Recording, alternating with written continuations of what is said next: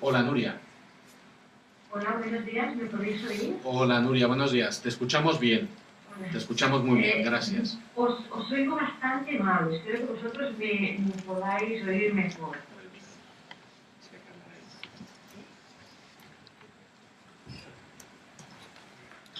Nuria, ¿me escuchas bien? Desde este micro sí, pero desde los micros anteriores la verdad es que no oía prácticamente nada. Vale, nosotros te escuchamos bastante bien, o sea que... Perfecto. No te preocupes, te voy a presentar, ¿vale? Y damos paso. Perfecto, gracias.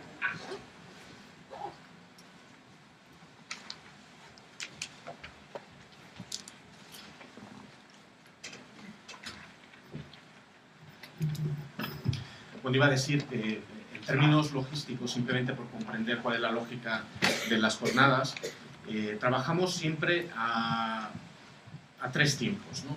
Tenemos un espacio primero donde una serie de ponentes expertos nos hablan sobre el tema, luego tenemos una serie de comentaristas para seguir profundizando sobre el tema y finalmente tenemos espacios de diálogo y de debate entre nosotros, ¿no? Esta mañana lo que haremos será escuchar primero a Nuria y a Cristina.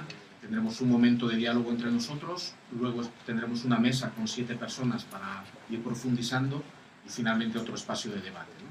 Mañana, que tenemos menos tiempo, no lo podemos hacer así de extendido, pero en cualquier caso hay un momento de ponencias y otro de diálogo donde todos podamos compartir y debatir, ¿no? Bien, pues paso a presentaros a Nuria, con quien ya hemos contado en alguna otra ocasión y además de manera muy satisfactoria, así que Nuria, te agradecemos tu presencia aquí, ¿no? Nuria se incorporó a ActionAid del Reino Unido en abril del año 2013 para asumir la dirección del área de políticas, incidencia y campañas.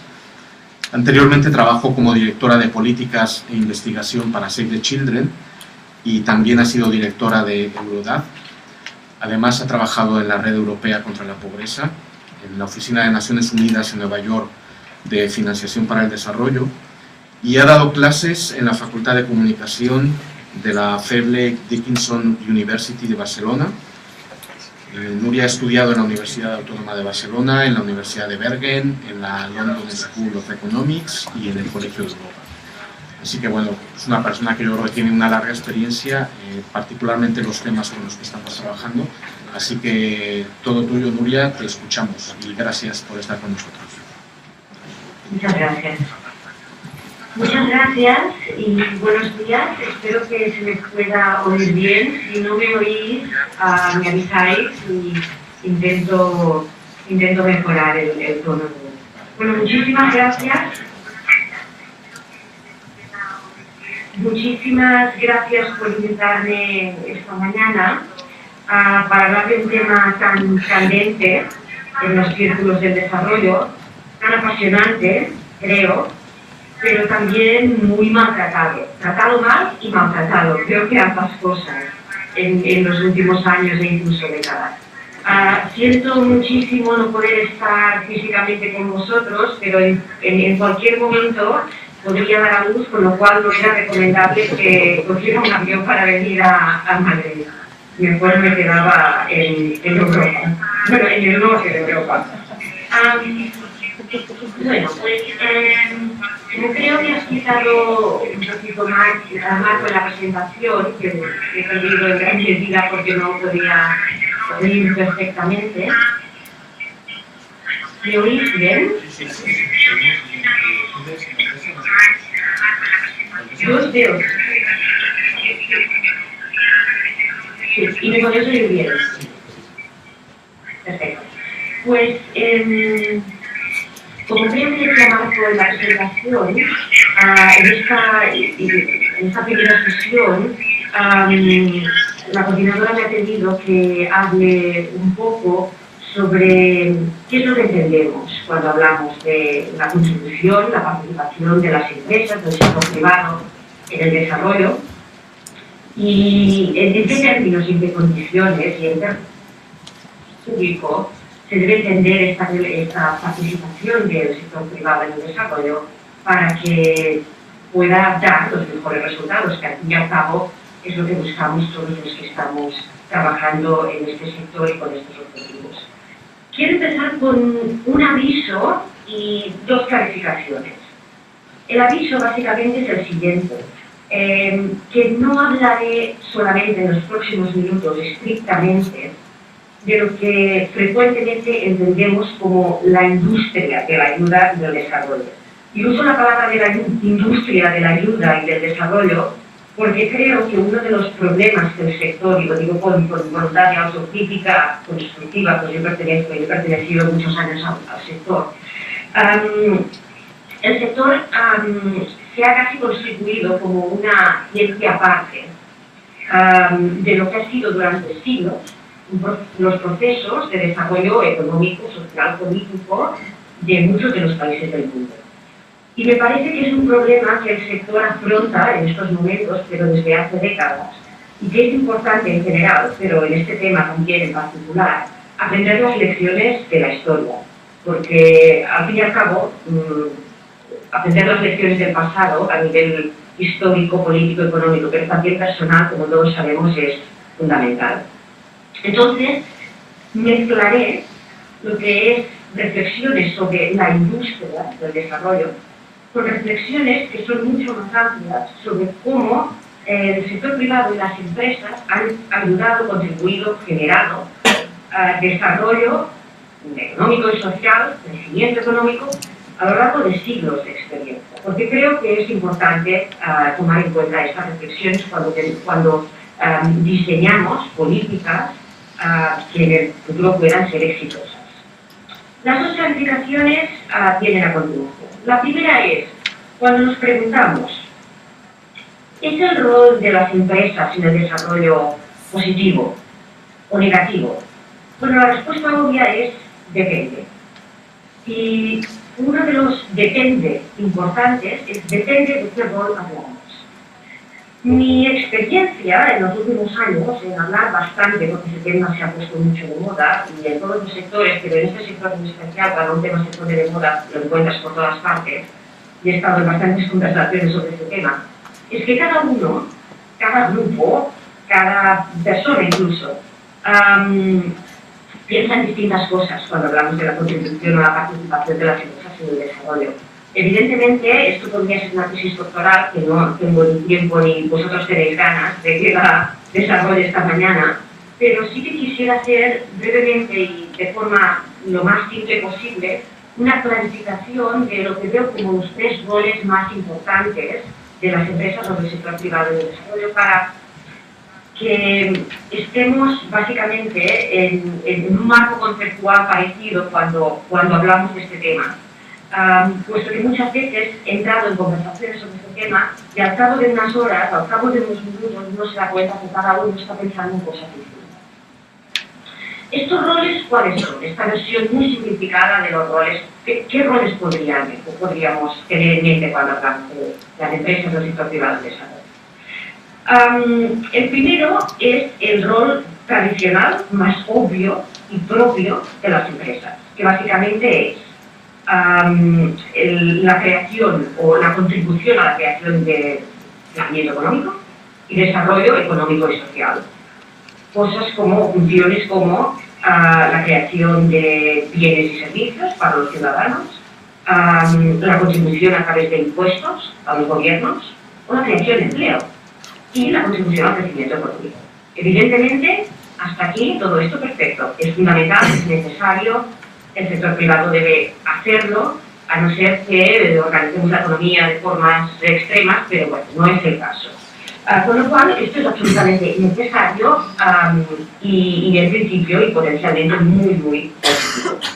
Evidentemente, la cuestión de la controversia no es tanto de si el sector privado debe ejercer este rol o no. Evidentemente, esto creo que para la mayoría de nosotros está fuera de controversia. La cuestión es cómo se ejerce esta función y este rol, en particular en los países en desarrollo, o en los procesos iniciales, en los estadios iniciales de desarrollo económico, para que dé lugar a un crecimiento igualitario, sostenible, que realmente sea beneficioso para la mayoría de la población, para los más pobres, para la reducción de la pobreza, para una distribución equitable de la riqueza y de los frutos del crecimiento. La cuestión es más bien el cómo. El segundo rol es un rol político. Las empresas durante muchos años han estado presionando a los gobiernos para incluir sus políticas económicas, comerciales, sus leyes, sus marcos legislativos, sus decisiones presupuestarias. Es normal, es esperable, creo que todos somos conscientes de que este rol existe. Este rol puede ser problemático, porque evidentemente mezclar el interés privado más particular de un sector con el interés general o público puede llevar a contradicciones importantes o incluso a disfuncionalidades de la función reguladora del sector público. Todo esto es bastante conocido también. Uno de los problemas alrededor del análisis de este rol más político del sector privado y de las empresas en el desarrollo es que normalmente ha sido muy mal tratado. Ha sido tratado por algunas campañas, ONGs, de forma más marginal, de forma más radical, si queréis, con campañas contra una empresa determinada o contra la corrupción del poder político por la proximidad con los intereses empresariales. Ha sido tratado desde este punto de vista, pero mucho menos desde una perspectiva que intente ser un poco más objetiva, si queréis, un poco más oficial, para intentar entender un poquito más cómo se debe regular este rol o cómo se debe tratar este rol para que no ejerza una influencia negativa en el desarrollo. El tercer rol, y aquí concluyo con los tres roles para hoy, es el que es si acaso un poquito más reciente, si queréis, y que es el que normalmente los que estamos en el sector de la industria, del desarrollo y de la ayuda, en el que pensamos cuando hablamos de la empresa en el desarrollo, que es más bien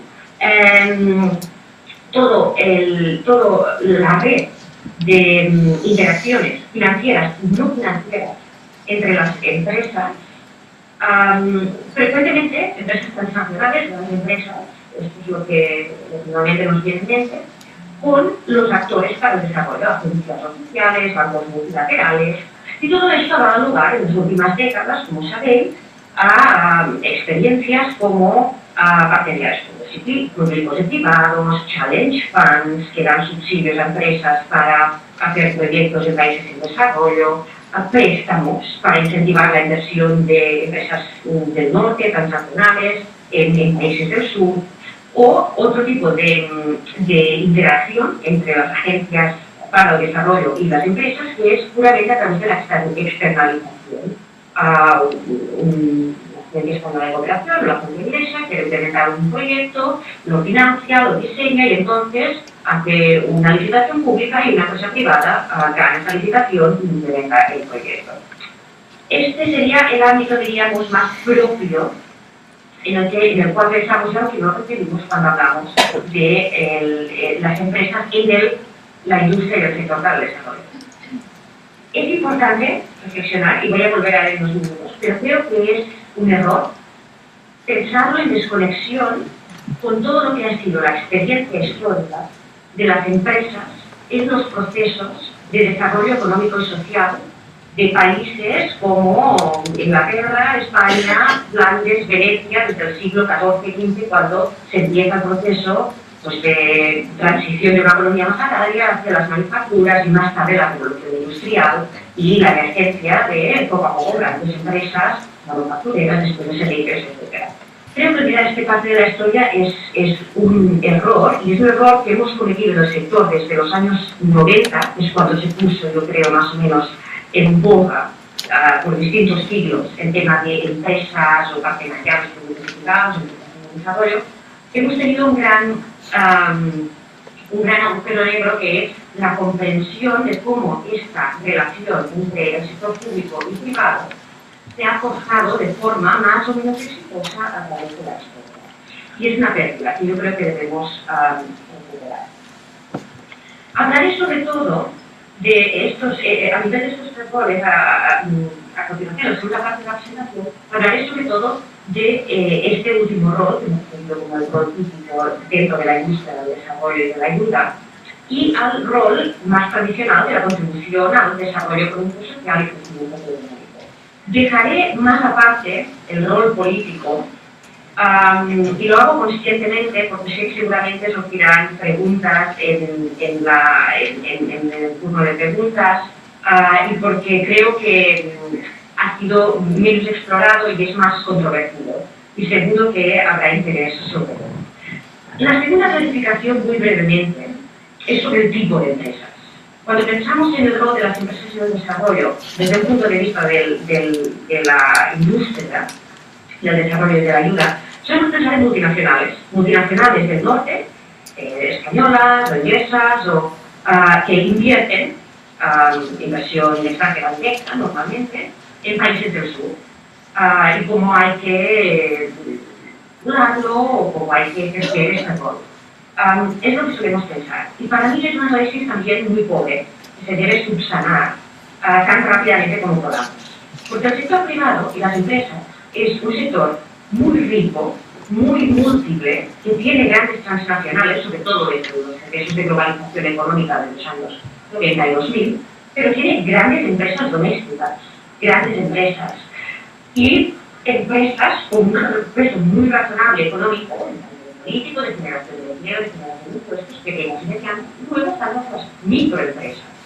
Bueno, el análisis que solemos hacer en el sector del desarrollo es un poco extremo. Pensamos en las pequeñas microempresas, microcréditos, pequeños agricultores de los países del sur y esas grandes transnacionales. Y olvidamos que en el medio existe este gran queso del sándwich que quizás a nivel de contribución económica, de impuestos, de generación de empleo, es el más importante. Y este ha sido, una vez más, no completamente, pero en gran medida, un agujero negro muy omitido en los análisis que se han hecho desde la perspectiva del desarrollo. Y es algo que también creo que hay que subsanar tan rápido como podamos. Entonces, a continuación voy a hablar un poquito de las lecciones históricas, las relaciones que yo creo que entre el sector público y privado podrían acercarse para hacer esta contribución positiva, muy positiva, que a nivel de potencial tiene un gran potencial.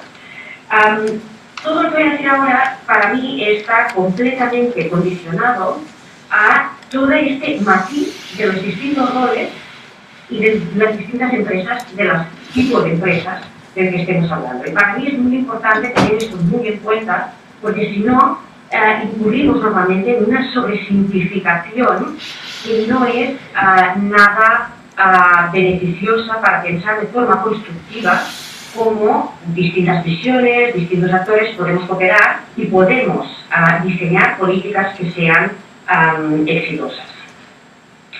A nivel de la segunda pregunta que se nos ha hecho a los ponentes, es un poco la relación entre empresa, desarrollo, pero también con el sector público y el rol de los poderes públicos y de los gobiernos del Estado.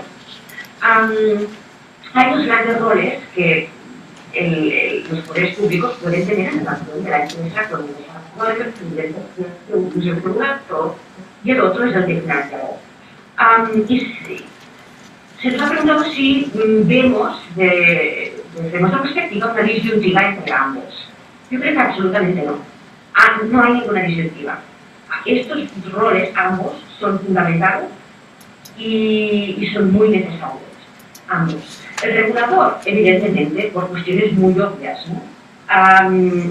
Creo que la autorregulación no suele funcionar, aunque frecuentemente los individuos, las personas y las empresas no tienen por qué precisamente actuar en contra de la ley. Por ejemplo, en el caso de la criminalidad, los individuos no van asesinando y rompiendo la ley diariamente, pero sí que es necesaria una regulación para cuando estos casos sucedan, aunque sean minoritarios. Este es un caso extremo, pero pongamos el tema de pagar impuestos. Evidentemente hay muchos ciudadanos que pagan impuestos y que ni se les ocurre romper la ley, pero necesitamos una regulación porque, aunque sean pocos, hay algunos que nos pagan y esto evidentemente no contribuye al buen funcionamiento de la sociedad y de la economía. Entonces, para mí, la visión esta de que la autorregulación puede funcionar en el marco de la empresa, creo que es bastante ilusoria. Entonces, el rol regulador del sector público es para mí fundamental.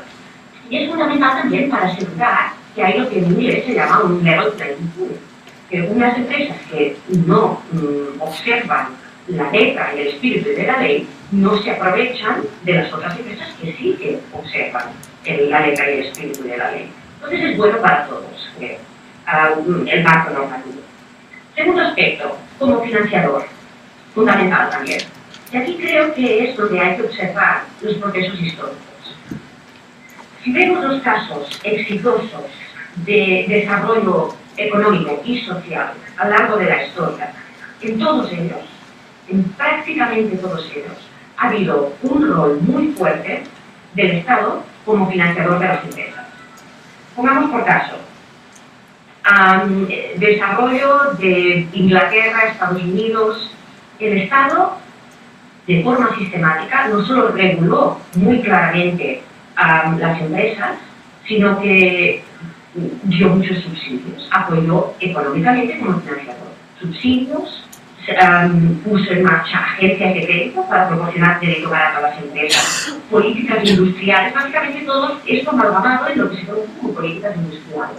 Pero luego también políticas comerciales muy proteccionistas para proteger las empresas locales, para no tirarlas a la competitividad global cuando aún no estaban preparadas para competir. O política monetaria, que ayudaba muchísimo a dar crédito, como sabéis, es la línea, como se sabe muy bien, hoy en día en España, es la línea de sangre fundamental para hacer una infraestructura, ¿no? Esto lo hemos visto desde casos como Estados de desarrollo muy exitosos, como Estados Unidos, como Inglaterra, Corea del Sur, Finlandia subvencionó a Nokia durante 17 años hasta que Nokia pudo competir en los mercados internacionales sin subsidios. Corea del Sur subsidió a Samsung durante más de una década. O sea, el rol financiador es fundamental. El problema es que esta serie de políticas que a lo largo de la historia, desde las revoluciones industriales de los países europeos y Estados Unidos, a las experiencias mucho más recientes de las economías asiáticas, que casi todos ellos tienen en común una política industrial fuerte, una política comercial muy proteccionista al principio con las empresas y que solo se liberaliza en cuanto las empresas nacionales tienen la capacidad de competir internacionalmente. Muy estricta en la regulación de la inversión extranjera. No es que no se observe la inversión extranjera, claro que sí, pero muy estricta en la regulación de esta inversión extranjera. Todas estas, o una política monetaria que da mucho crédito barato, subsidiado por parte de las agencias o los bancos estatales a las empresas. Toda esta amalgama de políticas que los estados han hecho para ayudar a sus propias empresas para que pueda dar lugar el proceso de desarrollo a un desarrollo económico y social sostenible y más equitable, son políticas que a partir de los años 80, 90, han sido proscritas de los marcos internacionales a través de muchas formas que evidentemente seguro que vosotros conocéis y que ahora tampoco tengo el tiempo para ver acá, pero seguro que vosotros conocéis. Entonces, muchos de los gobiernos nacionales, algunos como los asiáticos, simplemente se han saltado las normas internacionales, en el caso de China o en el caso de Corea del Sur. Otros no lo han hecho, como los gobiernos africanos. Y desde los 90 han tenido un desempeño económico bastante pobre. ¿Qué es lo que ha pasado?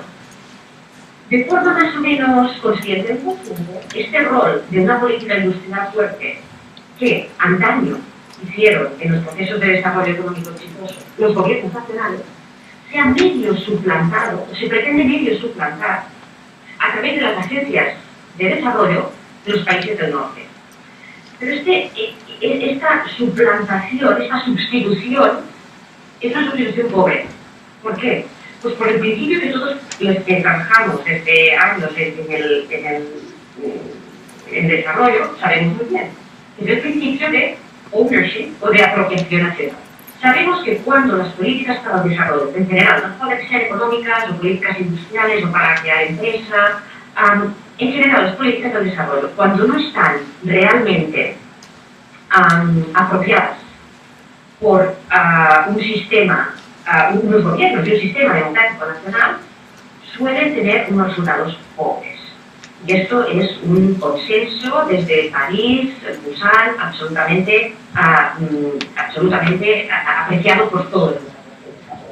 Entonces, en política industrial, en política empresarial, sucede exactamente lo mismo. Cuando este tipo de políticas industriales se intentan hacer de las agencias de desarrollo y no de los países del sur, los resultados suelen ser pobres. ¿Y por qué suelen ser pobres?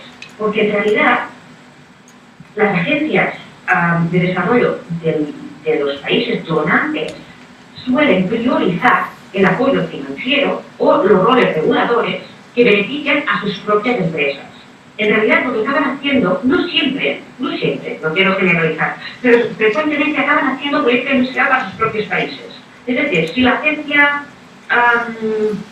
británica, o si la agencia española, o si el Banco Mundial, que la mayoría de los accionistas en países donantes del norte, hace una política industrial, un apoyo a la empresa, cuando tú vas a mirar todos los contratos licitados, el apoyo que se da a las empresas normal, porque se hace una política industrial para ayudar a las empresas del norte, no a la de los países del sur. Prácticamente no hay empresas de los países del sur que cuenten con préstamos, equity, inversiones, subsidios, etcétera, de los donantes. Y esto evidentemente es un problema. Es un problema porque es una oportunidad perdida muy importante para desarrollar el tejido económico y las empresas locales de los países en desarrollo. Las alternativas para poder hacer este tipo de ayuda mucho más exitosa, para que tenga unos resultados, a nivel de desarrollo social y económico más sostenible, pues claramente sería, pueden ser varios, y la verdad es que creo que cualquiera de los que voy a decir es más a nivel de ideas que pongo sobre la mesa que nada que se haya estudiado y considerado con detalle, pero bueno, con la voluntad de intentar poner alternativas sobre la mesa, lo voy a hacer. Una de las posibilidades sería que el crédito, o los subsidios, las ayudas, se canalizaran, por ejemplo, a través de agencias de fomento o agencias de crédito nacionales de los países en desarrollo, en vez de canalizarse directamente de una agencia del norte a empresas.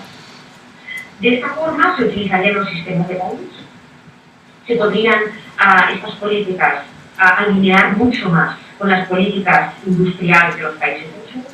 Sería una posibilidad. ¿Por qué no se ha hecho normalmente? Normalmente la retórica del Banco Mundial, de las agencias oficiales, ha sido que esto no se ha hecho porque todas estas agencias de crédito, de fomento de los países de África eran profundamente corruptas, etc. A veces esto era cierto, a veces eran prejuicios. Otra posibilidad, si no se quieren usar o si se han desmantelado, por el caso en los años 2000, bajo presión del Banco Mundial Monetario Internacional, si se han desmantelado en muchos países africanos, por ejemplo, agencias de crédito, agencias de fomento, que existen en España, que existen en cualquier país europeo, y se han desmantelado, pues el caso se desmantelaron y estas agencias no están disponibles para poder canalizar este crédito, esta ayuda a las empresas. Otra posibilidad sería tener reglas bastante estrictas, la agencia española, la agencia británica, reglas bastante estrictas de canalizar parte de esta ayuda, esta financiación, gran parte de esta ayuda a empresas del sur, que son las que más lo necesitan, y no a empresas del norte. De esta forma también se contribuiría a una política industrial de los países del sur y no apoyar a las empresas del norte. Esta sería otra posibilidad. Y lo más importante es que se pusieran, cuando se continuara apoyando a empresas transnacionales, a empresas españolas que invierten en el sur, que pienso que a veces puede ser necesario, evidentemente, no puede ser absolutamente extremista o dogmático, esto puede ser necesario, aunque no en el modelo actual. El modelo actual prima completamente a estas empresas y este es un problema. Pero digamos que es un modelo que no primara a estas empresas, pero continuara apoyando en los casos que fuera necesario, pues habría que poner en funcionamiento unas normas que actualmente no existen. No existen porque nosotros, en la organización y en las organizaciones en las que he trabajado, hemos tenido muchas discusiones con agencias oficiales y realmente todas nos contestan que prácticamente no existen. Marcos claros para que cuando se da esta financiación a la empresa transnacional española, esta empresa rinda cuentas de que hay unos resultados óptimos en términos de crecimiento sostenible, estable, etc. No solo crecimiento por crecimiento, porque evidentemente se están usando fondos públicos y fondos públicos que son para el desarrollo. Entonces, estos fondos tienen que dar lugar a resultados positivos para el desarrollo. Tendrían que también las agentes poner en pie mecanismos muy claros que digan y que midan por qué se está canalizando esta financiación hacia el sector privado. ¿Cuál es la adicionalidad? ¿Cuáles son los recursos adicionales, recursos financieros, no financieros, que se movilizan? Porque si esta inversión hubiese tenido lugar sin ningún tipo de ayuda pública, pues entonces quizás no hace falta canalizar ayuda pública. Tiene que haber una adicionalidad. Tiene que estar claro que esta inversión no hubiese sucedido sin la ayuda pública. Y, en tercer lugar, también tiene que estar claro que todas estas inversiones o colaboraciones públicos y privados respetan los principios del carácter de la ayuda. Y estos tres pilares serían fundamentales y la verdad es que ninguno de los tres está en pie. Y aún muy recientemente, cuando yo estaba hablando de la ciencia inglesa, que es una de las más avanzadas en temas de desarrollo, no me han confesado claramente que estas garantías y de otras veces necesarias, pero no están en pie. Para terminar, termino muy brevemente con una tercera función que también se nos ha pedido que reflexionemos, que no es tanto el rol regulador o el rol financiador del Estado hasta ahora, sino más bien el rol de movilización de finanzas privadas para el desarrollo. Y básicamente digo muy brevemente porque creo que la reflexión en estos casos que yo haría es muy similar a la de la financiación directa. La financiación directa sería simplemente invertir, subsidiar, dar créditos a empresas para que inviertan en los recursos. En este segundo caso, el rol público, del sector público, de agencias de desarrollo o del Estado, como catalizador de fondos privados, es más bien la utilización de fondos públicos, de la ayuda, de fondos para el desarrollo, para dar incentivos para movilizar capital privado, no tanto inversiones específicas privadas, sino capital privado. En este caso, yo creo que deben aplicar exactamente los mismos principios de la ayuda, mecanismos muy claros que midan cómo estos fondos públicos están movilizando capital privado que realmente da lugar a unos beneficios positivos a nivel de crecimiento equitativo, de crecimiento sostenible y de reducción de la pobreza, porque son fondos públicos que están pensados para este objetivo, y que hay una adicionalidad, es decir, que este capital no se hubiese movilizado si no fuera con esta ayuda pública. Insisto mucho sobre este punto porque yo he visto muchos proyectos, por ejemplo, de apoyo de la Corporación Financiera Internacional del Banco Mundial a la extracción petrolera en Ghana, que uno se pregunta si realmente esta adicionalidad financiera era el caso de este proyecto, si este proyecto no se hubiese dado igualmente sin ningún apoyo público. Y esto es muy fundamental porque lo que queremos es aumentar el pastel. Y por eso tiene que haber esta adicionalidad financiera. El último punto que veo importante en este rol de movilización de capital privado para el desarrollo, para simplemente incrementar el capital disponible, las finanzas disponibles para el desarrollo, hay un último punto que creo que también es distinto de la función financiadora de las empresas, la función financiadora del Estado para las empresas, y que es el coste. Hay muchos mitos alrededor de que cuando se moviliza capital privado, aquí no hay ningún coste para el sector público. Y este es un mito que se debe de construir. Es muy importante, porque la forma en que se mide esta ausencia de coste o este bajo coste es la siguiente. Básicamente, como no hay capital público, esto no está en las hojas de balance de una agencia oficial para el desarrollo, de una agencia de crédito, del sector público, no están las obras de marca y por lo tanto se cuenta como un coste cero. Y esto ha sucedido muchas veces. Entonces, el capital privado no tiene ningún coste. Eso no es cierto. Y no hay investigación suficiente, y debería haberla, y una de mis recomendaciones sería que se midiera el coste para el capital público y privado que se invierte en proyectos para el desarrollo, porque seguramente para muchos proyectos la inversión pública es más apropiada y el coste es más bajo. La ausencia de coste para una autoridad pública cuando transfiere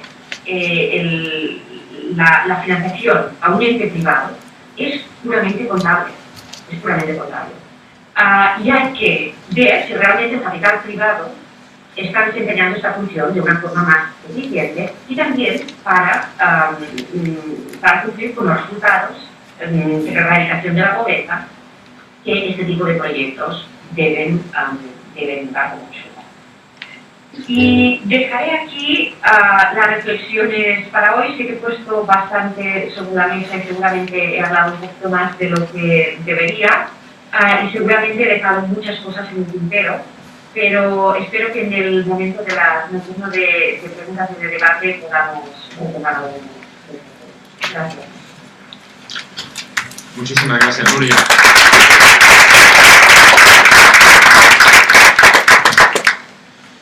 Muchísimas gracias, Nuria, por tu exposición que, como otras veces, es clara, contundente, ubica, da conceptos, clarifica, etcétera, etcétera, ¿no? Cristina, que es la ponente que va junto contigo, no ha llegado todavía, posiblemente llegue en los próximos minutos. Entonces vamos a dar paso a un espacio, a un momento de preguntas de cara a lo que ha sido tu exposición. Si mientras estamos en ese proceso llega Cristina, le damos la palabra a Cristina, y si no, el plan B es café. Pero escuchamos a Cristina, ¿vale? Entonces, bueno, pues abrimos el micrófono para quienes queráis plantear preguntas o reflexiones a Cristina, perdón, a Nuria. Ella no nos escucha desde lejos porque el micrófono es el que está unido al ordenador. No lo sabemos. En cualquier caso, decís la pregunta, si Nuria no la ha escuchado se la repito yo aquí mismo y ya está, ¿vale? Pues adelante. Sí, ahí atrás, sí. ¿Voy directamente o intentamos con el micro?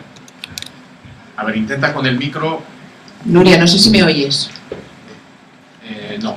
Vale. Bueno, coméntalo y yo se lo De acuerdo. yo transmito Tienen que ser breves y concisas, ¿eh? Claro, buenos días a todos y muchas gracias a Nuria por la clarísima e instructiva exposición que acaba de hacer. Quería, por favor, si rápidamente puede explicar el último concepto que ha dicho, lo del coste cero. Me he perdido y no he llegado a entender qué es lo que estaba diciendo. ¿Cuál sería el no coste cero? ¿Qué implicaría un no coste cero? Bien, Nuria, te agradecen la exposición y preguntan para clarificar el último concepto del que hablaba sobre el concepto coste cero, ¿no? ¿Qué significa el no coste cero, tal como lo estabas planteando, ¿no? ¿Tenéis alguna pregunta más? Si hacemos 2 o 3 preguntas. ¿Sí? Yo quería preguntar si, a pesar de todas las críticas que han sido... Hola, buenos días. Quería preguntar si, Nuria, nos has puesto, digamos, toda una serie desde mi punto de vista, una serie de críticas, o sea, cosas que todavía no se están produciendo, o que tenemos que tener en cuenta, etcétera. Pero ella tiene algún ejemplo de algún caso que verdaderamente ha sido un caso exitoso, por ejemplo, en este tipo de alianzas. Perdona, ¿cómo es tu nombre? Perdón, mi nombre es Encarnación. ¿De alguna institución? Sí, vengo de Rescate. Encarnación, de Rescate. Te pregunta Nuria si conoces algún caso exitoso de alianza público-privada que te parezca reseñable.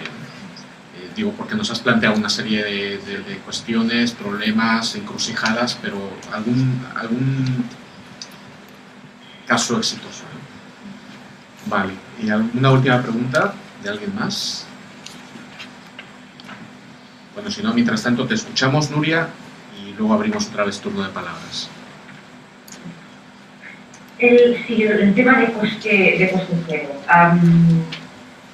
Básicamente, si un proyecto, como construir un hospital en Burkina Faso, en vez de estar financiado por ayuda pública o por un crédito público, está financiado por una empresa privada, el Estado, el sector público, la Junta de Desarrollo, pone un cero coste en sus cuentas, en sus balances. Pero en realidad, las preguntas que nos deberíamos hacer es: ¿cuánto ha costado al ente privado construir este hospital? ¿Ha costado más o menos que si se hubiese financiado con capital público? Por ejemplo, hoy en día, capital público en muchos países, no en todos, pero en muchos países, puede tener un costo muy económico, porque los tipos de intereses están muy bajos. Otra consideración que no se suele contabilizar es un ente privado, evidentemente, tiene que tener beneficios para repartir entre sus accionistas, porque este es el propósito de una empresa, no es una meta, no es el sector público. Estos beneficios, cuando se construye este hospital en Burkina Faso, son un coste adicional. Los estamos contabilizando. Tercer nivel, y habría más, tercer nivel es la equidad. Este proyecto financiado con capital privado, evidentemente, ha llevado a cabo un ente privado, ha conseguido los resultados, los beneficios para el determinado grupo poblacional que queríamos que consiguiera. Y igualmente en los casos de desarrollo son poblaciones más marginadas, poblaciones que no tienen acceso a la salud, etcétera, etcétera. Y muchas veces en este tipo de proyectos es difícil conseguir este objetivo a través de empresas privadas, porque la empresa privada, por definición, tiene que tener ciertos beneficios. Y a veces es difícil conseguir que realmente invierta en una zona rural que está absolutamente no abastecida por los servicios. Todos estos tipos de coste puramente financiero, pero coste, si quieres, social, no se contabilizan muchas veces. Y entonces, es un coste cero que desde mi punto de vista es un coste cero puramente contable, ficticio. A esto me refería. Y hay muy pocos estudios sobre una posibilidad de contabilidad del coste real del capital privado, teniendo en cuenta todos estos elementos que he anotado, tanto financieros y económicos como no financieros, que para mí es muy importante a la hora de decidir si un proyecto determinado se debe ejercer con capital público o con capital privado. Ha habido como un mito de que el capital privado siempre es mejor porque, bueno, pues porque es adicional, porque así se moviliza más la parte del público y porque es coste cero para el Estado. Y creo que estos dos mitos no son ciertos. No es un coste cero para el Estado, no es un coste cero para el público, digamos, a lo mejor es un coste cero para esta agencia de desarrollo, pero no para el beneficio público del fundado. Y esto se debe contabilizar. Respecto a partenariados públicos y privados, seguro que hay muchos exitosos. Yo tiendo a conocer, porque es mi trabajo, en las ONGs lo ha sido siempre, cuando hacemos campañas, todos los que no han funcionado. Los partenariados públicos y privados que ha habido, por ejemplo, en los 90, en los 2000, a nivel de electricidad, de infraestructura y servicios básicos como agua, sanidad, sanitation y sí, agua, electricidad. Hay muchos ejemplos muy poco exitosos. Estoy segurísima que hay otros absolutamente exitosos, porque evidentemente la colaboración pública-privada, el apoyo público a inversiones privadas, como he dicho antes, es necesario y muchas veces muy apropiado. La cuestión es más bien de el cómo. de las reglas con las que se computan.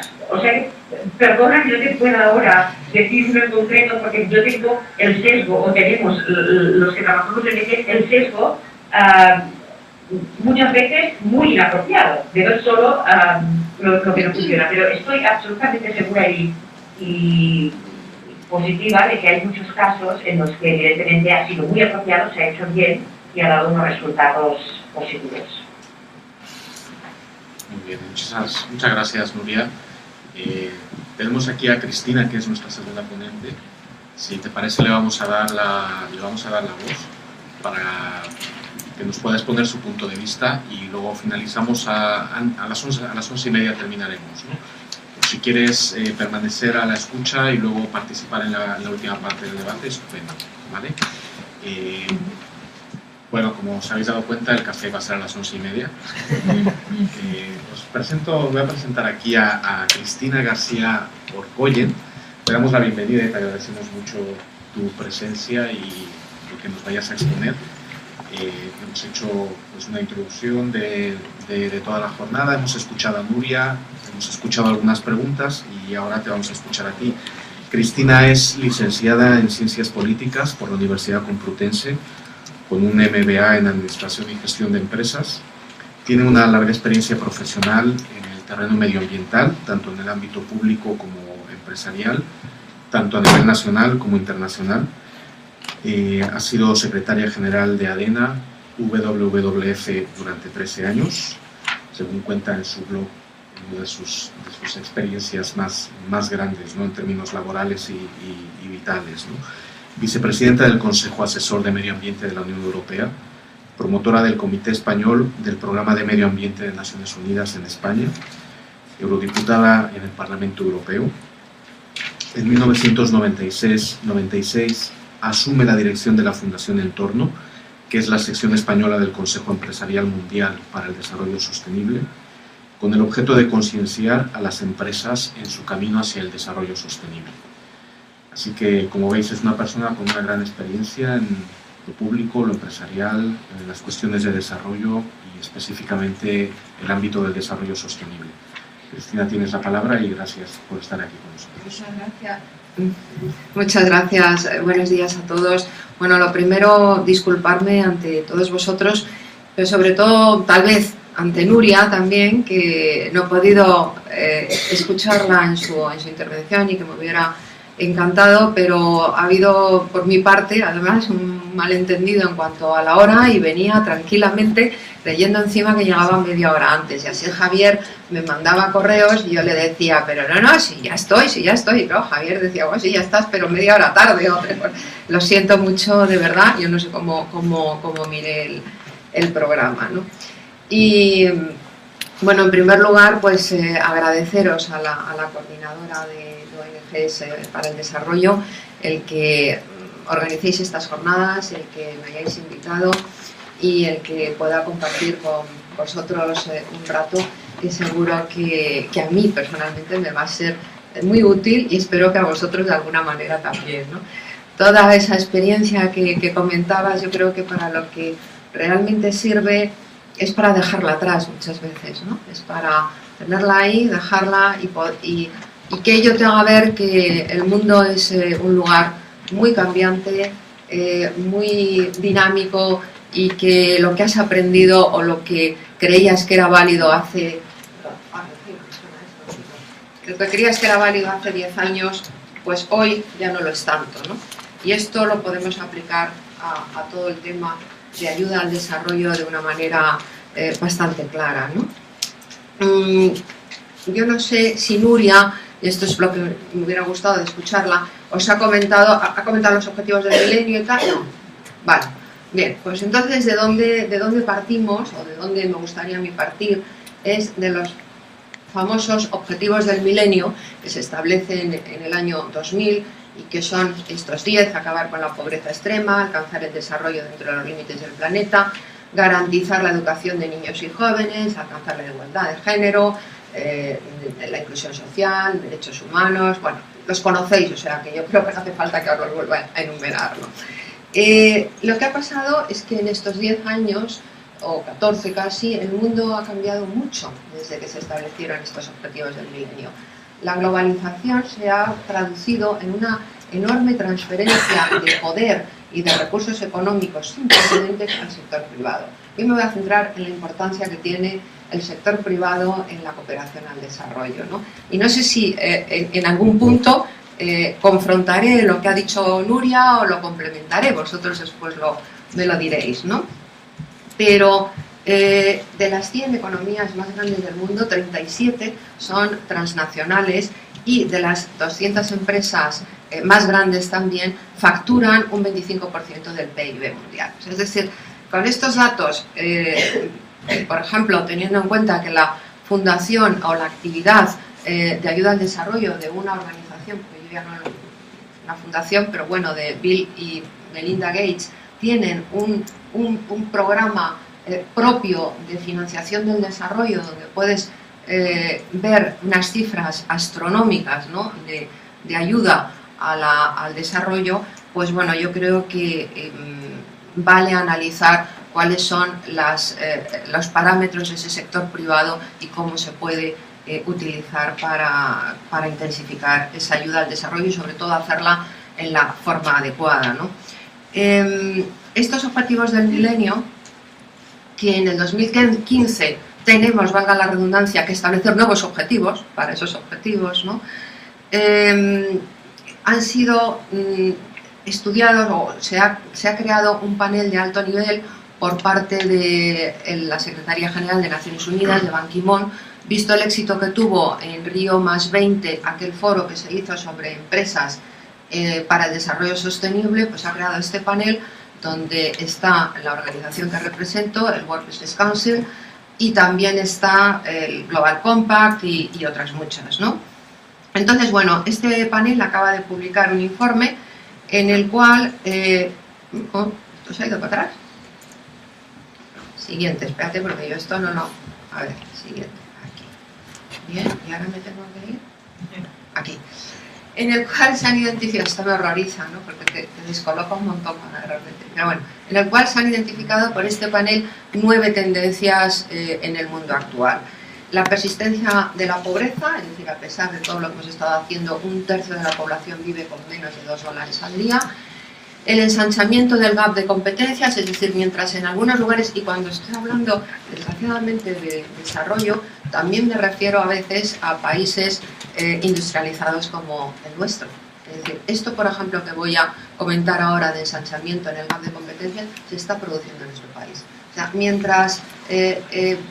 mientras aumenta el paro, por otro lado hay puestos sin cubrir porque la gente no tiene las competencias necesarias. Entre ellas, por ejemplo, el dominio del inglés. Una tontería, ¿no? Pero ya lo hablaremos luego cuando hablemos de las barreras a la internacionalización de las empresas españolas. La lengua es una de las mayores, ¿no? Bien, como decía, el aumento del desempleo global, en este momento hay alrededor de 200 millones de personas en desempleo y 1.500 millones con un empleo vulnerable. Para 2030 deberíamos estar en posición de haber creado 300 millones de nuevos empleos. La población, por otro lado, también se envejece junto con los sistemas de protección social y ello hace que en 2050 el 20% de la población tenga más de 65 años, lo cual causa una presión importante en los sistemas de sanidad y en la cohesión intergeneracional, ¿no? Por otro lado, vemos que los ingresos cada vez también son más polarizados, ¿no? Gente que gana, sectores que ganan mucho dinero, que tienen sueldos muy importantes y gente que sigue siendo muy precario su empleo y sus ingresos, ¿no? Esto lo estamos viendo también en la actualidad, lo vemos todos los días en la televisión, da lugar no solo al surgimiento de gobiernos, digámoslo, de corte más populista, sino también a movilizaciones contra las empresas, porque esos gobiernos populistas se basan en mira a dónde nos han llevado las grandes empresas en este país, ¿no? Hay una disminución de la confianza en los líderes políticos, en los líderes empresariales también. Hay en definitiva una crisis de liderazgo importante tanto en el sector económico como en el sector político de los países, ¿no? hay un aumento de la volatilidad en los precios de las commodities y hay, por ello, shocks económicos, pues como los que hemos experimentado recientemente, que nos han llevado a esta crisis. A este aumento de la volatilidad no es ajeno también los acontecimientos climáticos, por ejemplo, que hacen que de repente pues, recursos naturales antes abundantes pues, sean más escasos, y eso hace también que determinados países que necesitan cada vez más recursos porque su población aumenta y porque aumenta su clase media, que consumen más recursos, pues acaparen esos recursos y por lo tanto hay una volatilidad importante en los precios. Y por otro lado, el cambio de poder económico ha pasado de las economías tradicionales industrializadas en gran medida a lo que llamamos ahora países emergentes. Como decía antes, hay un importante aumento de la clase media, a la que para 2030 se habrán incorporado 3.000 millones de personas más, la mayoría en estos países emergentes. Esto presenta, es una oportunidad, porque es una oportunidad de negocio, evidentemente, es una oportunidad de lo que ahora os voy a comentar con el nombre de negocios inclusivos, y es una oportunidad pues para elevar el nivel de vida, para el desarrollo de los países, etcétera, pero va a ejercer una tremenda presión sobre los recursos naturales y sobre las infraestructuras en todo el mundo, ¿no? Y ello habrá que solventarlo. ¿Qué papel tienen las empresas en todo esto? Pues yo creo que crucial, fundamental en este momento. En primer lugar, porque por interés propio, las empresas, decimos nosotros en el World Business Council, no pueden triunfar en sociedades que fracasan. Están directamente implicadas en que una sociedad vaya bien, les interesa. Y por otro lado son motores del crecimiento económico y del empleo, también fuentes de tecnología e innovación, y por ello tienen un rol crítico en su propio beneficio, en su propio interés, para aportar soluciones a los problemas de desarrollo. Nosotros hemos desarrollado, llevamos desde 2005 con un programa que está centrado en ese enfoque de desarrollar bienes y servicios, un enfoque de negocio, desarrollar bienes y servicios que ayuden a la base de la pirámide, a los más pobres, a cubrir sus necesidades de forma digna y de forma asequible, y de esta forma las empresas se posicionarán en estos nuevos mercados, ¿no? La agenda del desarrollo post-2015, centrada ahora en el trabajo de este panel de alto nivel de Naciones Unidas, identifica dentro de estas nuevas tendencias sobre todo 5 cambios que cambiarán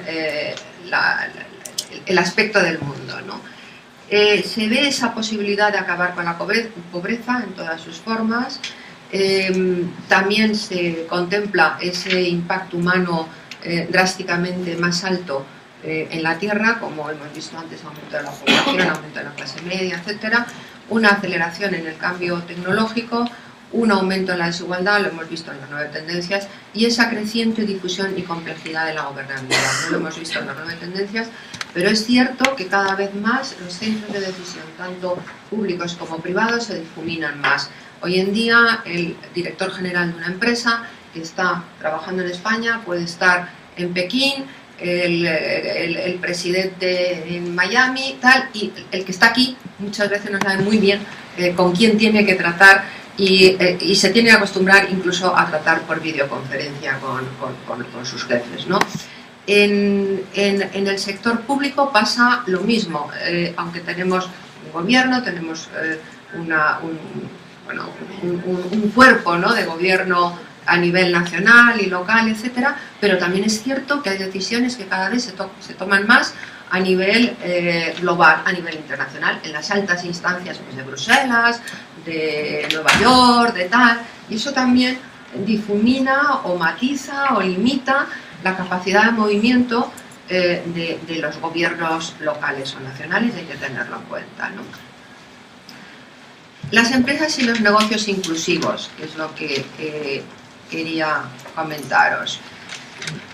Como he dicho antes, los negocios inclusivos, que es un término que acuñó el World Business Council, son soluciones empresariales comercialmente viables, o sea, se hacen desde el núcleo del negocio, susceptibles de ser aplicadas a gran escala, que amplíen el acceso a bienes, servicios y oportunidades de trabajo, y que en este momento se cifra en unas 4.000 millones de personas los destinatarios de lo que podrían ser este tipo de negocios que viven en la base de la pirámide.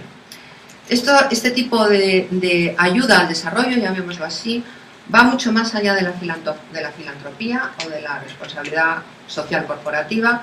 Son operaciones estratégicas que se hacen, como he dicho, desde el núcleo mismo de la empresa y que coinciden, y esto yo creo que es lo que hay que subrayar, que coinciden en sus intereses con los objetivos del desarrollo. Es decir, deben de coincidir con los objetivos del desarrollo del país destinatario de la ayuda, para que esa inversión tenga ese carácter de ayuda al desarrollo y no otra.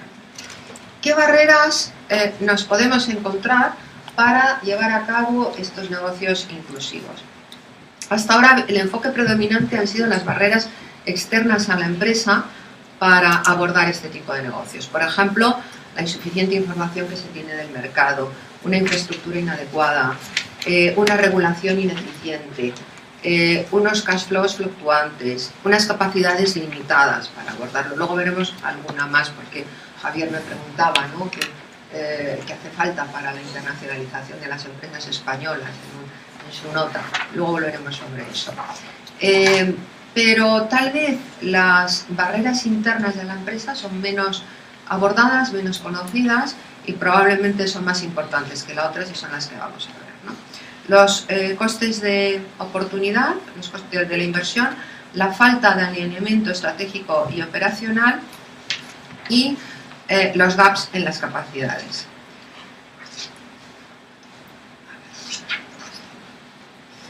Bien, aquí lo he tenido que poner en inglés, pero supongo que la mayoría de vosotros lo entendéis, pero sí, yo lo voy a decir en español, ¿eh? Tenemos arriba los costes de oportunidad de inversión, la barrera 2, la falta de alineación entre la estratégica y operacional y el gap en las capacidades, ¿no? ¿Cuáles son las soluciones? Para los costes de oportunidad en la inversión serían, puede haber otras, ¿no?, pero nosotros hemos identificado estas. Adoptar un enfoque de portafolio, o sea, de una cartera variada de proyectos. Obtener el soporte de un liderazgo senior. Cuantificar el valor total creado y encontrar inversores externos. Para la falta de alineación estratégica y operacional, recomendamos empezar por tener un plan de negocio.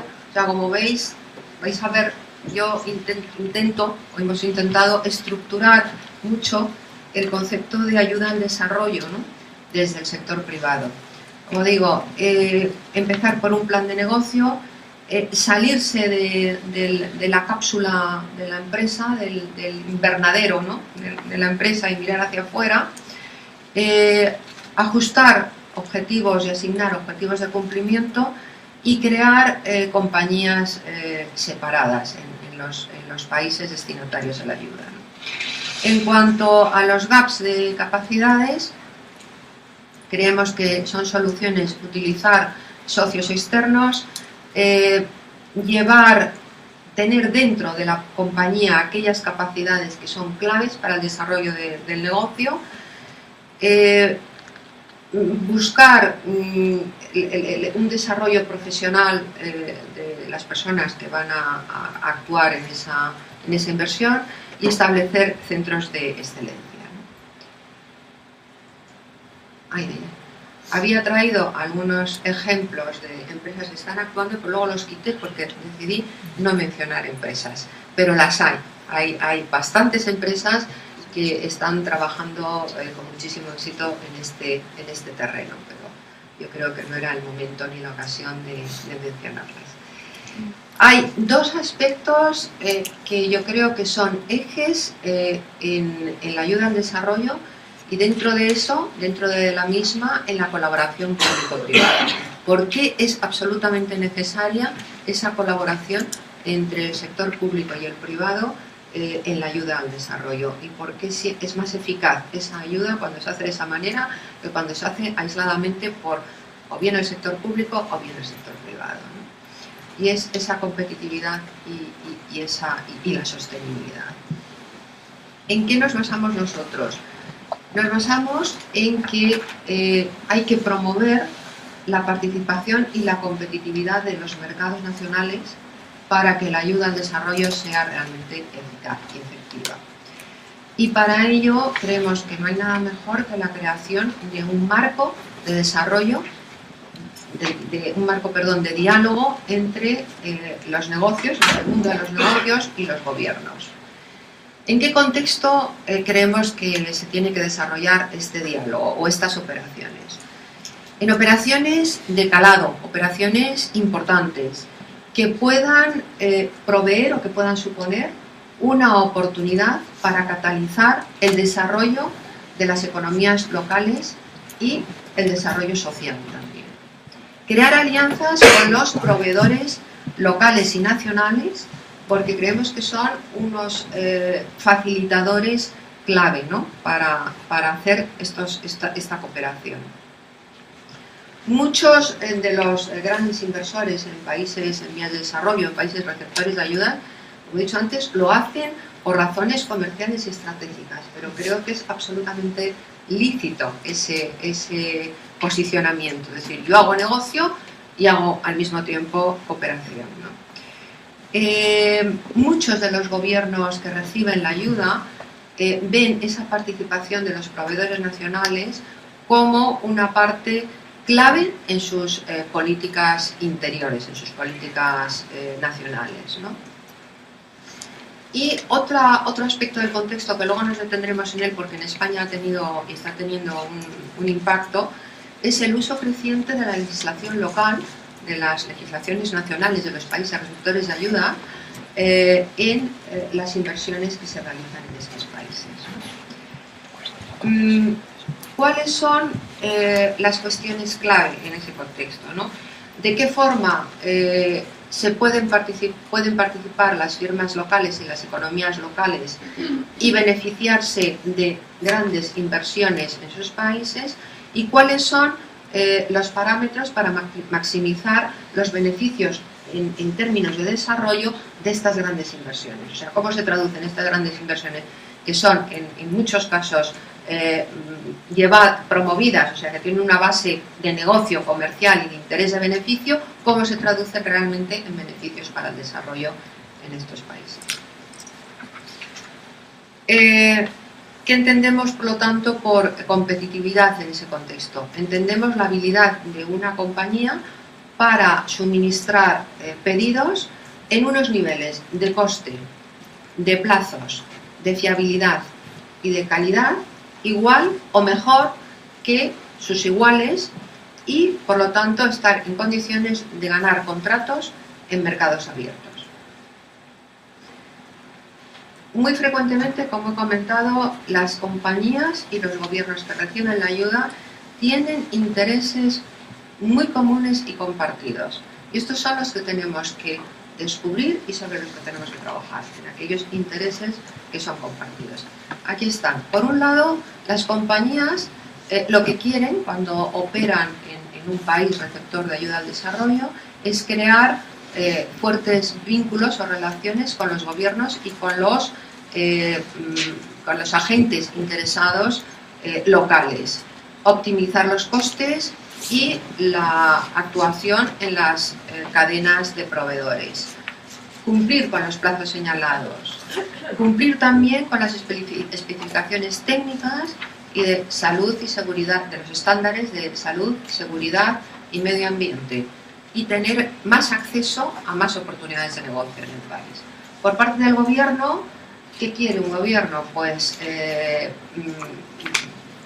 aumentar el desarrollo económico, sostenible y los niveles de vida de su país, maximizar las oportunidades de empleo, maximizar el uso de sus propios proveedores, desarrollar industrias estratégicas para su país y también desarrollar el conocimiento tecnológico.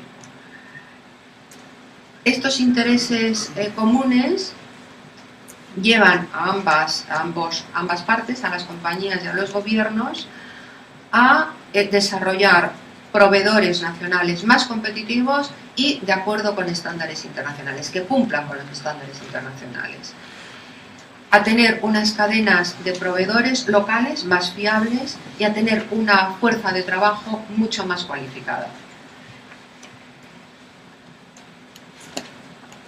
El tema de las, que también os señalaba antes, de la legislación local. Hay muchos países que están obligando a cumplir con las legislaciones locales en lugar de trabajar conjuntamente para conseguir mayor competitividad de las empresas locales. Como veremos, esto tiene algunas ventajas a corto plazo y muchas desventajas a largo plazo. 5 minutos, vale. Entre las desventajas a largo plazo sería un aumento de los costes de inversión y de los riesgos, la falta de competitividad de las industrias locales, una reducción en las inversiones directas extranjeras, aumento de los precios para los consumidores, reducción a largo plazo del empleo y una exacerbación de la corrupción. Me dice que tengo 5 minutos. Bueno, este es un gráfico que lo encuentro muy interesante porque en un solo vistazo plantea cuál es ese soporte, cuál es esa ayuda a la competitividad de las firmas locales, ¿no? En un lado, esto lo puedo dar quien lo queráis. Tenemos el sector privado, el sector público, las compañías de inversión, los contratantes, los bancos, todos los actores, los gobiernos, los donantes, las agencias multilaterales, las firmas locales, ¿no? ¿Qué es lo que obtiene el sector privado? ¿Qué es lo que obtiene el sector público? El sector privado, beneficios, una licencia para operar en el país que recibe la ayuda, crecimiento, el sector público, empleo y desarrollo local, ¿no? Y luego todo esto se traduce en una serie de drivers a nivel microeconómico y a nivel macroeconómico que, que son los que en los que hay que trabajar, ¿no?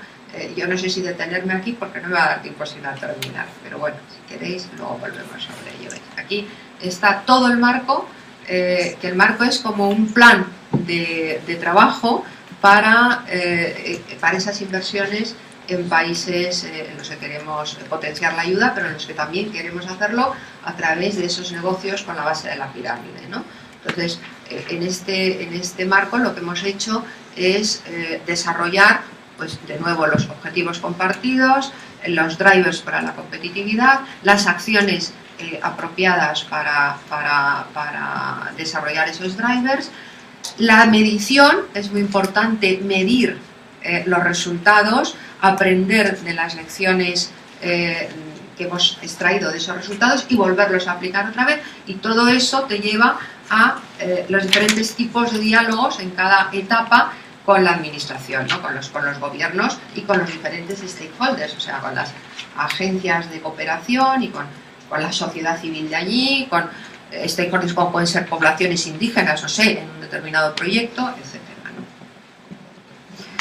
Estos son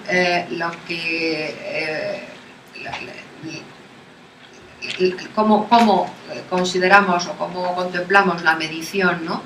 de esa actuación.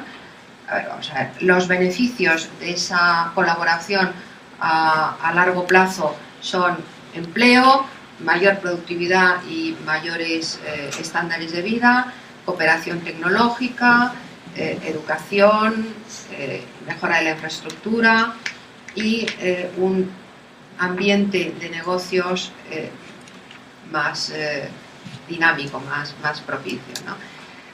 Bueno, aquí es que no me puedo Ya estoy, ¿verdad? En el tiempo.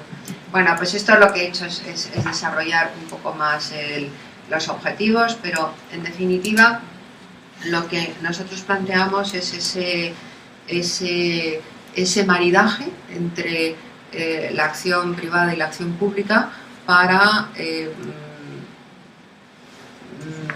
la agenda del desarrollo post-2015. Creemos que hay que intensificar esa vía, ¿no? Me pedía también Javier que hablase de 2 pinceladas sobre la internacionalización de las empresas españolas, que está muy en consonancia con estos comentarios que yo he hecho sobre los negocios inclusivos y la necesidad de grandes inversiones. Una de las trabas mayores a esa internacionalización es el tamaño de la empresa española. El 94 y pico % de las empresas españolas son microempresas, el 5 y pico % son pymes y solamente el 0,1% son grandes empresas. Y la mayoría de esas microempresas tienen dificultades, como he dicho antes, en el idioma, en entender la forma de hacer negocios en otros sitios y eso es una de las grandes trabas. Además de otras que os recomiendo para eso que os leáis un informe que ha hecho recientemente el Instituto de la Empresa Familiar, que es exactamente sobre internacionalización de la empresa española, y otro que ha hecho el Círculo de Empresarios sobre el mismo tema, que a mí me parecen muy interesantes, ¿no? Y sobre la ley de mecenazgo y la ayuda al desarrollo, que también me preguntaba Javier. Bueno, pues yo creo que la ley de mecenazgo debería evidentemente de incluir algo más que lo que es la ayuda a bienes culturales.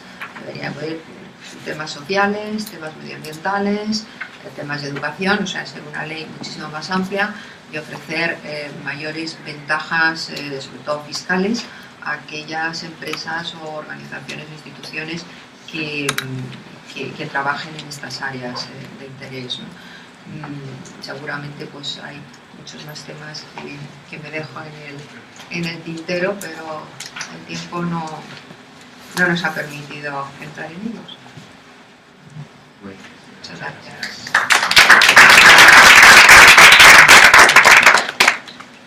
Muchísimas gracias por tu presentación. Perdona por el corte del tiempo, pero debe ser. Vamos así, tenemos 10 minutitos para dialogar, para hacer preguntas. Nuria, ¿sigues ahí con nosotros? Sigues por ahí, ¿no? Vale, lo que pasa es que ahora no se escucha, no escucháis. Bueno, ahora te conectan para que te escuche todo el mundo. ¿Preguntas? ¿Comentarios?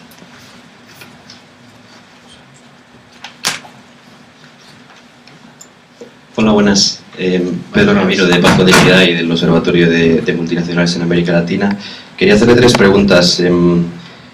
Creo que ha quedado bastante claro en su exposición los objetivos de desarrollo empresarial, digamos, o sea, cómo a través de los negocios inclusivos y este tipo de estrategias se puede obtener un beneficio para las grandes corporaciones, ¿no?, que usted representa. Pero quería preguntarle por los beneficios en el desarrollo del resto de los actores, ¿no? O sea, ¿cómo pueden beneficiarse de este desarrollo empresarial, de los negocios inclusivos y la base de la pirámide todas las personas que están en situación de pobreza a nivel mundial, ¿no?, y con el aumento de las desigualdades tan tremendo que ha habido en las 2 últimas décadas? Quería ver un poco su opinión al respecto, ¿no? No solo desde el punto de vista empresarial, quiero decir.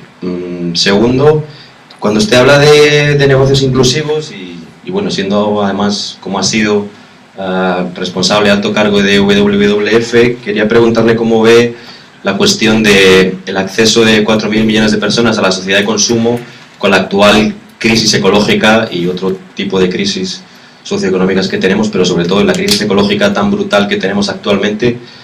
¿Cómo ve la viabilidad de los negocios inclusivos y de la base de la pirámide?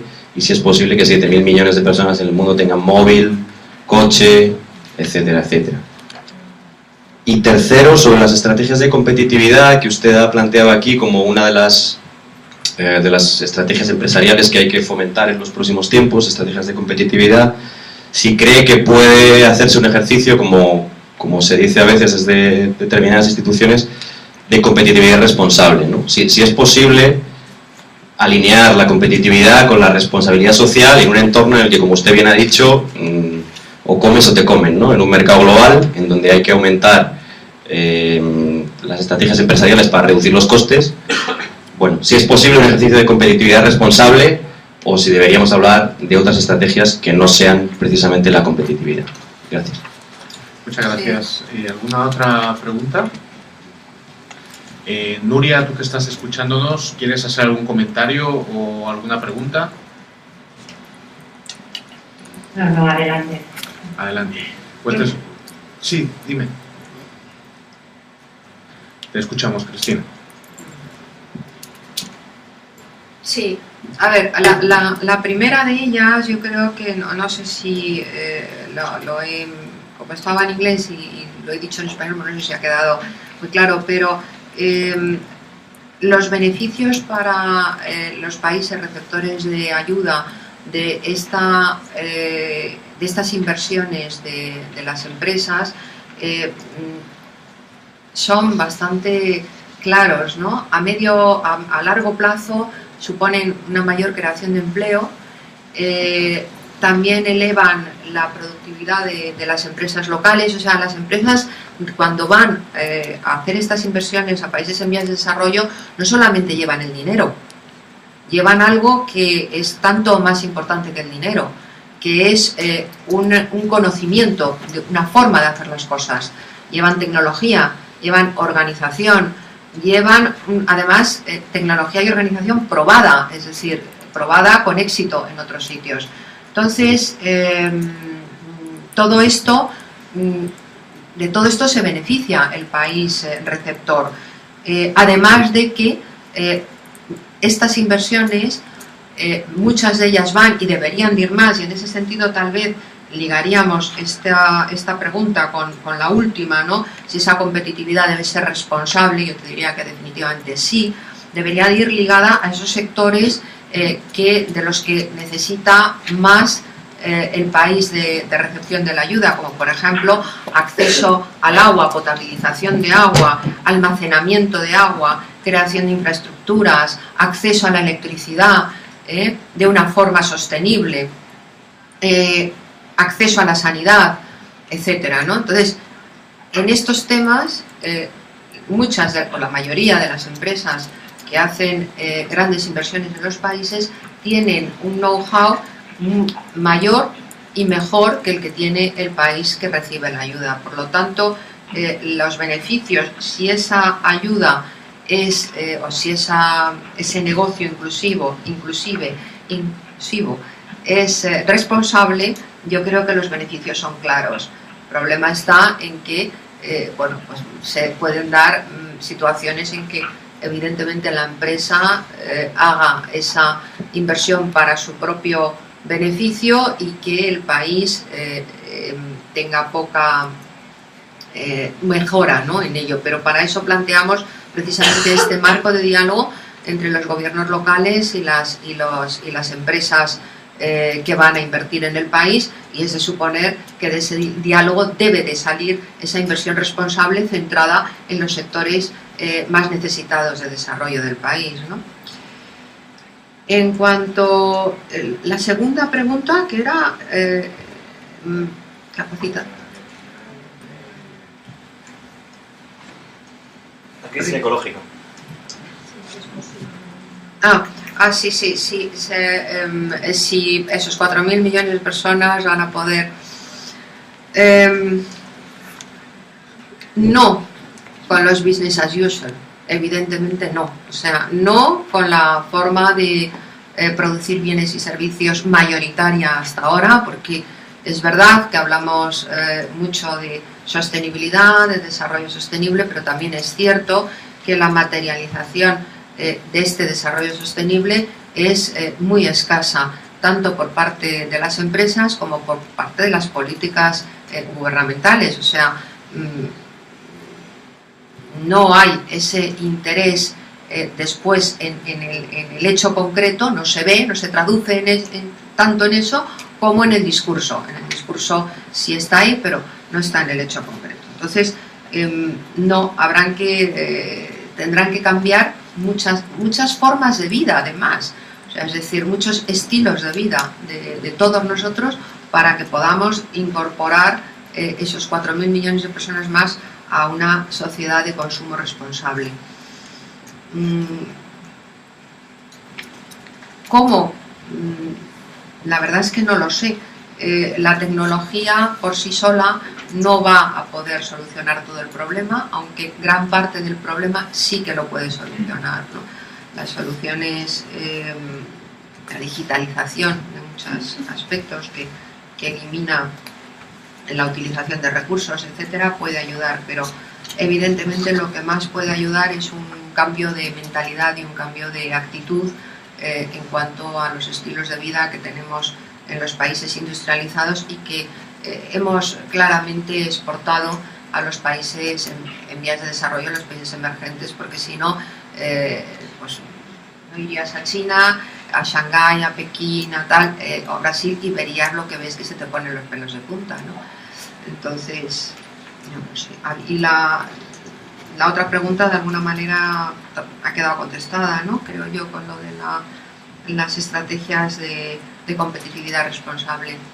Sí, es lo que pretendemos, que de ese diálogo con los stakeholders, dando entrada a todos, en el diálogo podamos diseñar una agenda post-2015 con esos elementos de competitividad responsable. Si me preguntas... Sí. Sí, Nuria. Yo no pregunté, pensaba que había terminado Cristina. No, casi es mejor que me hayas cortado, porque iba a decir algo que iba a decir. Si me preguntas si soy optimista, pues te diría que no.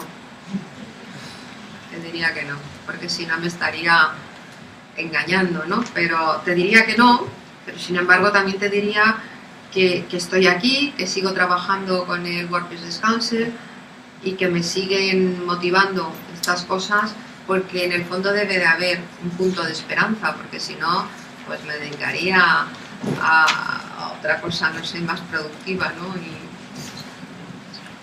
Te vemos y te escuchamos. Perfecto. Pues nada, os comentaba que os tendría que dejar en 5 minutos así, y me gustaría, si puede ser, hacer un par de reflexiones un poco sobre la discusión que se ha generado ahora alrededor de los beneficios de las empresas en los países en desarrollo. Y luego os tendré que dejar desgraciadamente. Venga, te escuchamos. La pregunta que se ha hecho ahora y la respuesta de Cristina creo que es muy relevante en el contexto de lo que contaba antes sobre la necesidad de diferenciar entre grandes transnacionales, la contribución de grandes transnacionales y todo lo que es el resto de empresas. Es cierto lo que dice Cristina, que cuando se mira el PIB mundial, las grandes transnacionales tienen una parte muy importante, contribuyen una parte muy importante del PIB mundial. Pero no es cierto cuando miramos países en desarrollo. Cuando miramos los países en desarrollo y, sobre todo, los países de bajos ingresos, la inversión extranjera es casi siempre, de media, menos del 10%. Y el 90% de la creación del capital fijo nacional de los países pobres, el 90% es inversión doméstica. Con lo cual, tenemos que andarnos con mucho cuidado cuando pensamos en empresas de desarrollo, hacer una ecuación con las grandes transnacionales. Porque el 90% de la creación de capital fijo de los países en desarrollo, y que es el 95 o el 96 en países de bajos ingresos, es capital doméstico, no extranjero. Entonces, volvería a decir lo que he dicho antes. La inversión extranjera directa de las grandes transnacionales, sí, importantes, por muchos motivos de los que ha enumerado Cristina hace unos minutos. Pero estamos siendo casi ciegos o extremadamente miopes si pensamos en un paradigma empresa-desarrollo que se focaliza solo en las empresas del norte, en las transnacionales, porque nos estamos olvidando del 90% de la creación de capital, porque son empresas del sur. Entonces creo que es muy importante que la mayoría de financiación para el desarrollo y de ayuda para el desarrollo no vaya a las grandes transnacionales, pero apoye a este 90%, que de hecho es el que tiene más dificultad de acceder al crédito, el que tiene que desarrollarse más, como también decía Cristina, que es uno de los objetivos de las transnacionales, crear más empresa doméstica. Y esto está muy bien, pero el capital público de las agencias para el desarrollo tendría que canalizarse muchísimo más, no a lo mejor absolutamente, pero muchísimo más hacia las empresas del sur, no solamente a las del norte. Entonces, la teoría es que sí, que muchas de estas empresas del norte traen transferencia tecnológica, conocimiento, know-how, etc. Es cierto a veces. En la práctica, cuando se miran experiencias prácticas, a veces ha sido cierto, muchas veces no ha sido cierto. Se ha creado muy poco empleo, los beneficios que se han generado se han repatriado, creando problemas muy serios en la balanza de pagos. No ha habido prácticamente transferencia tecnológica debido a políticas de propiedad intelectual. Entonces, todos estos beneficios teóricos de los que hablaba Cristina, que son muy importantes, sin regulación estricta, que es lo que ha pasado en los últimos 30 años, no se materializan. Y uno de los problemas que hay que analizar aquí es precisamente de lo que yo hablaba muy brevemente al principio, que es el rol político de las transnacionales. Esta falta de transferencia tecnológica, esta falta de creación de empleo, esta repatriación excesiva de beneficios, ¿por qué se ha generado? Se ha generado en parte, no solamente en parte, porque las prácticas de las transnacionales no están suficientemente reguladas porque ha habido un lobby político importante para la desregulación de estas prácticas. Y autorregulación con voluntarismo, como por voluntad de contribuir al desarrollo, es bueno, es absolutamente bueno, y lo que contaba Cristina, buenas noticias, bienvenidas, pero ello sin regulación no será suficiente porque los últimos 30 años han mostrado que no es suficiente. Y la última consideración que quería añadir es que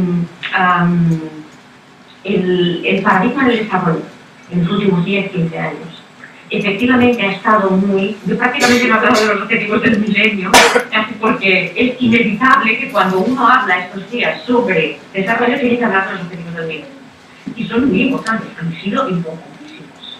Pero me gustaría también enfatizar un punto muy importante, que es que los debates y los paradigmas para el desarrollo de los últimos 7 años han estado muy monopolizados por los ODM, por los objetivos del milenio. Y es una parte muy importante del desarrollo, evidentemente, es toda la parte más referente al desarrollo humano. Lo que hablaba Cristina también de la base de la pirámide, etcétera, de pensar el ciudadano, el individuo de todos los países, pero en particular de los países en desarrollo, como receptor de unos servicios, como consumidor de unos productos, de unos servicios que puede proporcionar también el sector privado, que como he dicho al principio, todo esto está muy bien. Pero el gran agujero negro es pensar en el ciudadano, en el individuo, en el desarrollo desde un punto de vista de la producción. Y las grandes transnacionales en los últimos 30 años, en un marco muy desregularizado por una presión de una ideología política determinada, ha pensado muy poco en el ciudadano, la persona pobre, como productor. Solo como receptor, toda la teoría de la base de la pirámide está muy también enraizada en esta idea del ciudadano como consumidor, no como productor. Y el problema, evidentemente hay muchas cosas buenas en todo ello, pero lo que otra vez nos perdemos de la película, es una parte muy importante de la película, es que si no pensamos en el ciudadano o la economía en desarrollo como una máquina, como un motor de producción, acabamos esclavizando a Kenia a ser perpetuamente un productor de flores, o a España a ser un productor de naranjas cuando compras los Audis a Alemania. Y un amigo mío me decía muy recientemente, en una visita a España, en una zona rural llena de Audis y BMWs, dice: este es el problema que tenéis, que vendéis naranjas a Europa y compráis demasiados Audis. Este es el problema que tiene Kenia, y este es el problema que tienen muchos países desarrollados.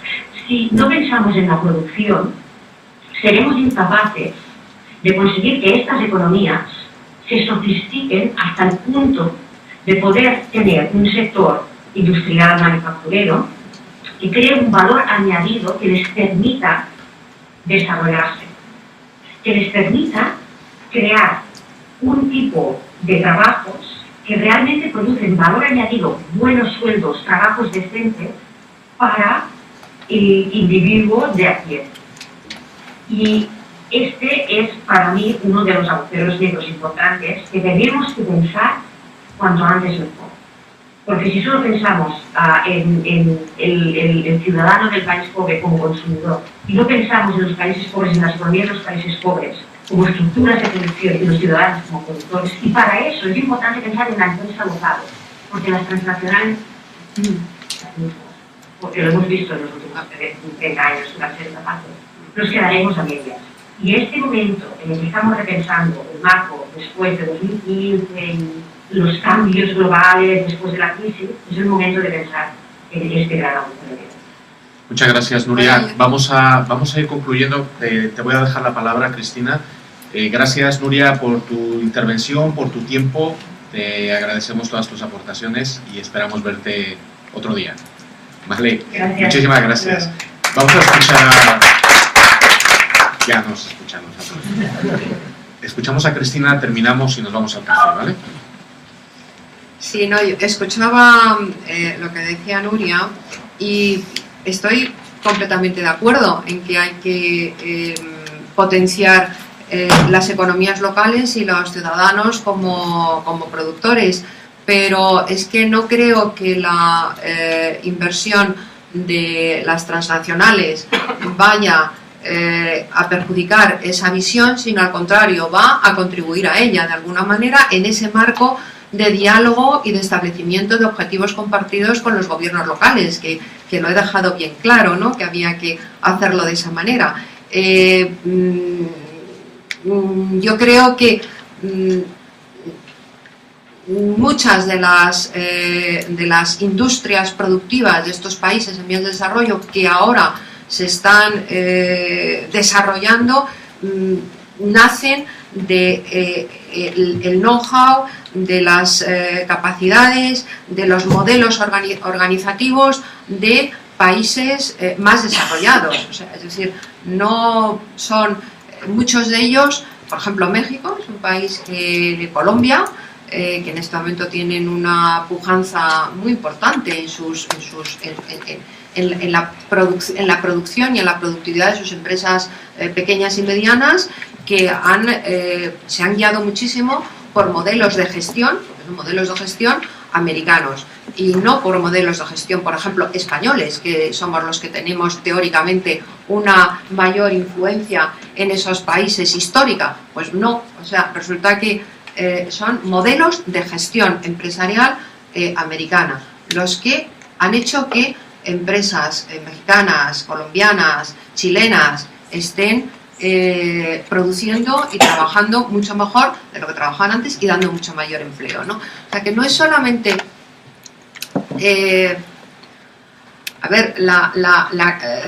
la innovación, la creatividad, no se pueden generar en un país aisladamente, se generan en participación, en colaboración con los países más desarrollados y con los países que han tenido mayores recursos para desarrollar esas líneas, ¿no?, de trabajo. Entonces,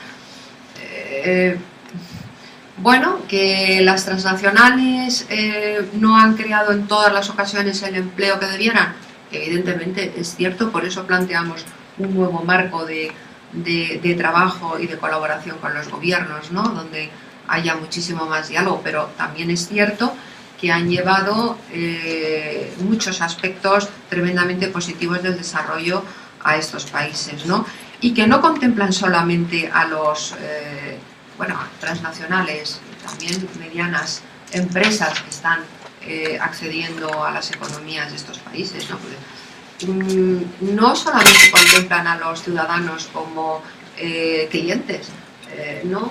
Estas cadenas de proveedores que he mencionado antes es una dinamización de la empresa como un ente productivo.